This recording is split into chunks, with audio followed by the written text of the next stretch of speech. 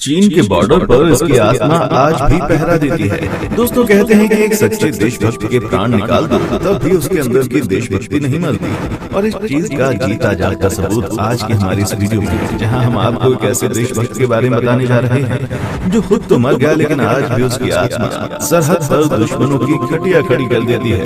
एक ऐसा सैनिक जिसकी मौत 1968 में हो चुकी थी, लेकिन उसके बावजूद वो आज भी सरहद पर देश की सुरक्षा के लिए तैनात है, जो बाकी जवानों की तरह ही अपनी ड्यूटी पूरी ईमानदारी से करता है और देश की सुरक्षा के लिए किसी भी हद तक जाने के लिए तैयार है। इन बातों को सुनने के बाद कई लोग हमें सिरफिरा, बेवकूफ या पागल समझ रहे होंगे, लेकिन जब आप ये वीडियो देखेंगे तो आपके रोंगटे खड़े हो जाएंगे। बस इस वीडियो में हमारे साथ अंत तक बने रहिए। दोस्तों ये बात आज से कुछ साल पहले की है, जब इंडिया चाइना बॉर्डर पर दो जवान कड़कड़ाती ठंड में पहरेदारी कर रहे थे। हालात इतने ज्यादा मुश्किल थे कि वो ठंड सहन नहीं कर पा रहे थे। खून जमा देने वाली ठंड के कारण दोनों की आंख लग गई। दोनों की आंखें बस बंद हुई थी कि कुछ ही सेकंड बाद दोनों के गालों पर एक जोरदार थप्पड़ पड़ा। जब दोनों हड़बड़ाकर जाग गए तो उनके सामने एक सैनिक खड़ा हुआ था, जो कि उन पर चिल्लाते हुए बोला, मुस्तैदी से अपनी ड्यूटी करो क्योंकि देश की सुरक्षा आज तुम्हारे हाथों में है।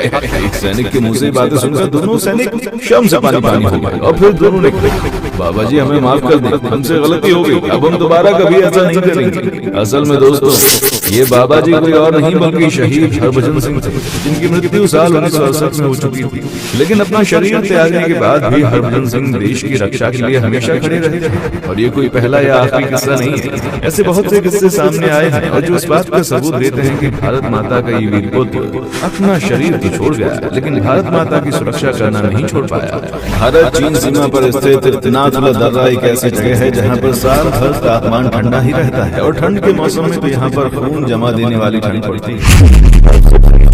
कभी पैर फिसलते हैं तो कभी सांसें उखड़ती हैं। इस इलाके में खुद को जिंदा रखना बहुत मुश्किल है, लेकिन हमारे देश के सैनिक फिर भी यहाँ पर डटे रहते हैं ताकि छोटी आंखों वाले चीनी सैनिक कोई बड़ी साजिश करके घुसपैठ करने की कोशिश न करें। हालांकि कई बार इन मुश्किल हालातों की वजह से सैनिक अपनी हिम्मत हारने लगते हैं, और जैसे ही ऐसा कुछ होता है हरभजन सिंह उनकी आंखें खोलने के लिए हर समय तैनात रहते हैं। इसी वजह से यहाँ के सैनिकों में जोश भरा रहता है, और लाख मुश्किलें क्यों न आए कोई भी यहाँ मौजूद सैनिकों के बल को तोड़ नहीं पाता, क्योंकि यहाँ सैकड़ों सैनिकों के बीच एक ऐसा सैनिक तैनात है जो कि दिखता नहीं है लेकिन देश की रक्षा के लिए किसी भी हद तक जा सकता है। और इसी वजह से कड़कड़ाती ठंड में भी देर तक ड्यूटी करने वाले जवानों को नींद नहीं लगती। वे पूरी लगन के साथ अपनी ड्यूटी करते हैं, सिर्फ और सिर्फ ये सोचकर कि जब एक सैनिक मरने के बाद भी देश की सुरक्षा कर सकता है तो वो जीते जी देश के लिए जानलेवा ठंड और थका देने वाले शेड्यूल का सामना तो कर ही सकते हैं। इतनी कोशिशों के बावजूद अगर गलती से किसी की आंख लग जाए तो बाबा का हाथ उनकी गाल पर पड़ने के लिए हमेशा तैयार रहता है। सिर्फ इतना ही नहीं दोस्तों, अगर चाइना के जवान घुसपैठ करने की कोशिश करें तो बाबा हरभजन सिंह घोड़े पर सवार होकर उनका रास्ता रोक लेते हैं। दोस्तों बाबा हरभजन सिंह एक भारत के आम सिपाही थे। साल 1967 में इनकी पोस्टिंग सिक्किम में भारत चाइना बॉर्डर पर हुई। वो अपनी ड्यूटी बड़ी लगन से कर रहे थे, परंतु साल 1968 में वो एक हादसे का शिकार हो गए, जिसकी वजह से उनकी जान चली गई। एक नाले को पार करते वक्त हरभजन सिंह पानी के तेज बहाव में बह गए। पेट्रोलिंग करते वक्त वे घोड़े की पूंछ पकड़कर नाले को पार करने की कोशिश कर रहे थे, लेकिन अचानक से उनका हाथ पूंछ से फिसल गया और वो नाले के साथ बहते हुए चले गए। जैसे ही बाकी सैनिकों को इसके बारे में पता चला तो उन्होंने इनको ढूंढने की पूरी कोशिश की, लेकिन इनका कोई भी अता पता नहीं चला। काफी समय बीत जाने के बाद भी जब अपनी ड्यूटी पर नहीं पहुंचे तो सेना को ऐसा लगने लगा कि हरभजन सिंह अपनी ड्यूटी छोड़कर भाग चुके हैं। यहाँ तक कि भारतीय सेना ने इनको भगोड़ा घोषित कर दिया था। तभी एक रात हरभजन सिंह अपने एक साथी के सपने में आए, और तब जो हुआ उसकी किसी ने कल्पना भी नहीं की थी। सपने में हरभजन सिंह अपने साथी को बताते हैं कि मैं नाला पार करते वक्त गिर गया था और पानी के तेज बहाव के कारण मेरी मृत्यु हो गई। यहाँ तक कि हरभजन सिंह ने अपने साथी को सपने में यह भी बताया कि उनका शरीर और उनकी राइफल कहाँ है। उसी सपने के मुताबिक सैनिकों की एक टुकड़ी हरभजन सिंह के शरीर और राइफल की तलाश में निकली, और आप यकीन नहीं मानेंगे वो दोनों ही चीजें ठीक उसी जगह पर मिली जिस जगह के बारे में सपने में हरभजन सिंह ने बताया था। सेना को समझ आ चुका था कि सैनिकों ने हरभजन सिंह को भगोड़ा मानकर एक बहुत बड़ी गलती कर दी थी। इसलिए इस भूल को सुधारा गया और फिर पूरे सम्मान के साथ इन्हें अंतिम विदाई दी गई। सब चीजें हो गई, लेकिन कुछ दिन के बाद हरभजन सिंह फिर से अपने एक साथी के सपने में आए और फिर से कहा कि मेरा शरीर भले ही खत्म हो गया है, लेकिन मेरी आत्मा हमेशा ड्यूटी पर तैनात रहेगी। भले ही मेरी समाधि बना देना, लेकिन मैं भारत माता की सुरक्षा के लिए खड़ा रहूंगा। इतिहास में आज तक किसी भी देश में कहीं भी इस तरह की घटना नहीं हुई थी, इसलिए इस बात पर यकीन कर पाना बहुत ही मुश्किल था।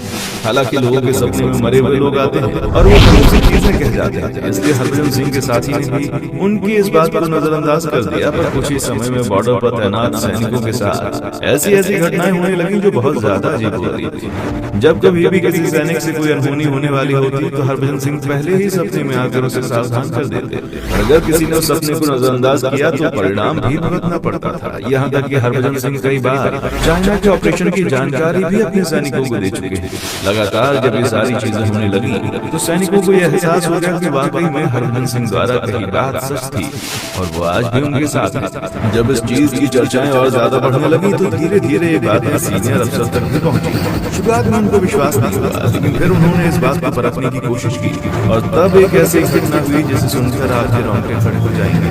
हरभजन सिंह ने अपने एक सीनियर अफसर के सपने में आकर कहा कि आपको चाइना की तरफ से एक लेटर आएगा जिसमें मेरी शिकायत होगी, और सपने में बताया एक लेटर आया जिसमें लिखा था कि आपका एक सैनिक सफेद घोड़े में सवार होकर रात के समय में बॉर्डर के बहुत करीब आ जाता है और ये बात ठीक नहीं है, उसे रोका जाता है। इस वाक्य की बात पर किसी को यकीन हो गया। बर्फीले तूफानों के बीच जब सैनिक ड्यूटी कर रहे होते थे तभी उनके बीच एक सिपाही भी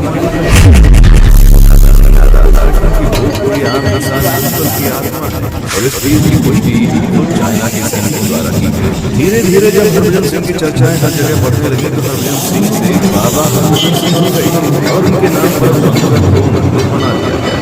इस मंदिर में बाबा की वर्दी, जूते, बिस्तर, यहाँ तक कि उनके सभी जरूरी सामान रख दिए गए। सेना ने भी उन्हें ड्यूटी पर मुस्तैद सिपाही का दर्जा दे दिया। सिर्फ इतना ही नहीं, एक सैनिक पर जितने भी नियम कानून लागू किए जाते हैं वो सभी बाबा हरभजन सिंह पर लागू किए जाने लगे। फिर चाहे छुट्टी हो, तनख्वाह हो या फिर प्रमोशन, हर एक चीज भी समय समय पर बाबा हरभजन सिंह मंदिर की जिम्मेदारी खुद भारतीय सेना ने ली। सुबह के नाश्ते से लेकर रात के खाने तक सब कुछ उन्हें लिया जाता है, लेकिन जैसे ही रात में अंधेरा छाने लगता है वैसे ही मंदिर के दरवाजे बंद हो जाते हैं। ये वो वक्त होता था जब बाबा हरभजन सिंह दुश्मन सेना के होश उड़ाने के लिए ड्यूटी पर निकलते थे। कई बार सैनिकों ने ये तक देखा है कि जिस बिस्तर पर बाबा हरभजन सिंह को चादर तान कर सुलाया जाता था वहाँ पर सिलवटें पड़ जाती थी, जैसे कि कोई उस पर सो रहा हो। और जिन जूतों को साफ सुथरा करके उनके कमरे में रखा जाता था उसमें भी मिट्टी लग चुकी होती थी। अब चाहे जितना भी बर्फीला तूफान आए, कितनी भी मुश्किलें क्यों न आए, सैनिकों को हमेशा विश्वास था कि उनके साथ बाबा हरभजन सिंह हमेशा तैनात है। रक्षा करते बल्कि अपने शासन को भी मुश्किल से बचाते। धीरे धीरे बाबा के नाम की आस्था बढ़ती रही और जिसके देखने की जिम्मेदारी है। लेकिन बहुत बड़ी संख्या में आम लोग यहाँ पानी की बोतलें भी चढ़ाते हैं, क्योंकि ऐसा माना जाता है कि अगर किसी शख्स को कोई परेशानी है तो वो यहाँ पर पानी की बोतल चढ़ा सकता है और 3 दिन के बाद अपनी मदद पाने वाली बोतल वो ले जाएगा। इसमें बहुत बड़ा पानी वो इक्कीस दिन तक पीता रहेगा तो उसकी सभी परेशानियां खत्म हो जाती है। अब भले ही आप इस देश के किसी भी कोने में इस सच्ची कहानी को विश्वास जिसमें इस बात पर जरूर कमेंट सेक्शन में आकर और इसी तरह की वीडियोस को देखते रहने के लिए चैनल को लाइक, शेयर, सब्सक्राइब करना देखने के लिए शुक्रिया।